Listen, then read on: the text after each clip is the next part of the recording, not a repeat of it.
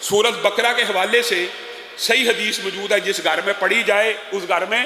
سے شیاطین بھاگ جاتے ہیں۔ 40 دن کی روایت بھی موجود ہے، 40 دن لگاتار جہاں پہ پڑھی جائے اس گھر میں جنات اور شیاطین کا قدم نہیں ڈلتا۔ آپ لوگوں کے پاس بھاگتے ہیں، پیروں فقیروں عاملوں کے پاس۔ اگر آپ نہیں سورۃ بقرہ پڑھ سکتے 40 دن، آپ اپنے بچوں کے درمیان تقسیم کر دیں، بھائی آدھا سپارہ آپ پڑھ لیں، آدھا آپ پڑھ لیں، آدھا آپ پڑھ لیں، آدھا آپ پڑھ لیں۔ سورۃ بقرہ گھر میں پڑھنا یہ باعث برکت ہے، جنات کو بڑھاتا۔ بالفرض آپ کے بچے اور آپ خود اس کے اوپر محنت نہیں کرتے تو کم از کم کسی ویڈیو کے اوپر، کسی سی ڈی کے اوپر، کسی آڈیو کے اوپر اس سورت کو 40 دن تک ہر بندے کو کم از کم اس کی ابتدا 40 دن کا یہ پروسیس مکمل کرے، اور اس کے بعد آخری 2 آیات جو پہلے آپ کے سامنے رکھی تھی ان کو پڑھنا شروع کرے۔ اور اسی سورت کے اندر ایک آیت ہے، ابی بن کعب خود بیان کرتے ہیں، رسول اللہ نے مجھ سے پوچھ لیا تو جانتا قرآن پاک میں، پورے قرآن پاک میں سب سے عظمت والی آیت کون سی ہے؟ تو میں نے کہا اللہ کے رسول آیت الکرسی ہے۔ تو رسول اللہ صلی اللہ علیہ وسلم خوش ہو گئے اور سینے پہ پیار سے ہاتھ مارا، اے ابو المنظر، ابو المنظر بھی کہہ سکتے ہیں، اور عربی میں یا حرف ندا اس کی وجہ سے، اے ابو المنظر تجھے یہ تیرا علم مبارک ہو، تو نے درست پہچانا اس کلام حمید میں سب سے عظمت والی اگر کوئی آیت ہے تو آیت الکرسی ہے۔ اب مجھے ایک بات بتلائیے، حضرت ابو امامہ بیان کرتے ہیں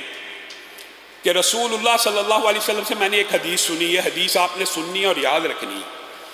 کہ اسم اعظم ہے اللہ کا، ایک ایسا اسم بھی ہے کہ جس سے اللہ کو پکارا جائے تو اللہ تعالیٰ وہ دعا فی الفور قبول کر لیتے ہیں، اسی لمحے میں، اسی وقت میں۔ اور ابو امامہ کہتے ہیں رسول اللہ صلی اللہ علیہ وسلم نے فرمایا وہ اسم اعظم سورۃ بقرہ میں بھی ہے، سورۃ آل عمران میں بھی ہے، اور سورۃ طٰہٰ میں بھی ہے۔ کہا رسول اللہ نے بس مجھے میرے سامنے یہ بات کی تو میں سورۃ بقرہ کھول کے بیٹھ گیا، سورۃ آل عمران کھول کے بیٹھ گیا، سورۃ طٰہٰ کھول، یہ صحابی کا قول ہے۔ رسول اللہ سے سنا اور اس کے اوپر غور و فکر کرنے لگے کہ یہ کیا رسول اللہ نے بات کی ہے۔ کہا پھر میں سورۃ بقرہ کی اس آیت پہ پہنچا، اللہ لا الہ الا هو الحی القیوم، تو میرے ذہن میں آیا کہ اسی سے ملتی جلتی 2 آیتیں آل عمران میں اور طٰہٰ میں موجود ہیں، الف لام میم، اللہ لا الہ الا هو الحی القیوم وَأَنَتِ الْوُجُوهُ لِلْحَيِّ الْقَيُّومِ، یہ تینوں آیتیں کہا مجھے مل گئیں اور مجھے پکا یقین ہو گیا، یعنی تینوں آیتوں میں کیا چیز ایک سی ہے۔ اسی وجہ سے محدثین نے، اور میرے جو نانا تھے خود بڑے شیخ الحدیث تھے حافظ محمد گوندلوی رحمہ اللہ، انہوں نے اسم آدم کی دیگر احادیث اور اس حدیث کو مد نظر رکھتے ہوئے ایک وظیفہ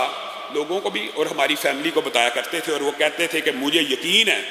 جیسے یہ ابو امامہ کی حدیث کے الفاظ ہے اور دیگر بھی اسم آدم کے حوالے سے 3 حدیثیں موجود ہیں، میں یہ سمجھتا ہوں کہ کوئی شخص اگر اسم آدم کو پانا چاہتا ہے تو وہ یوں کہے بسم اللہ الرحمن الرحیم۔ یہ بسم اللہ الرحمن الرحیم بھی شامل ہے، الف لام میم، اللہ لا الہ الا هو الحی القیوم، یا واحد یا ذی الجلال والاکرام۔ یہ مشکل نہیں ہے، بسم اللہ الرحمن الرحیم، الف لام میم، اللہ لا الہ الا هو الحی القیوم، یا واحد یا ذی الجلال والاکرام۔ اور ان کا یہ کہنا تھا، میں نے اپنے جتنے نمازیوں کو، اور اللہ کے فضل و کرم سے تحدیث نعمت کے طور پہ کہہ رہا ہوں، ان کا ہی صدقہ جاری ہے، جس ساتھی کو یہ وظیفہ بتایا کہ یہ 313 مرتبہ پڑھ کے اسم اعظم کا واسطہ دے کے اللہ سے دعا کریں، آج تک ابھی تک مجھے کسی شخص نے یہ نہیں کہا کہ میری دعا قبول نہیں ہوئی۔ ہاں یہ ضرور کہا کہ ابھی 313 کے درمیان کئی دفعہ پڑھتے پڑھتے شیطان، اس طرح کے وظائف پڑھتے ہوئے شیطان وسوسے ڈالتا ہے، مانتے ہیں تو پورے نہیں ہو سکے۔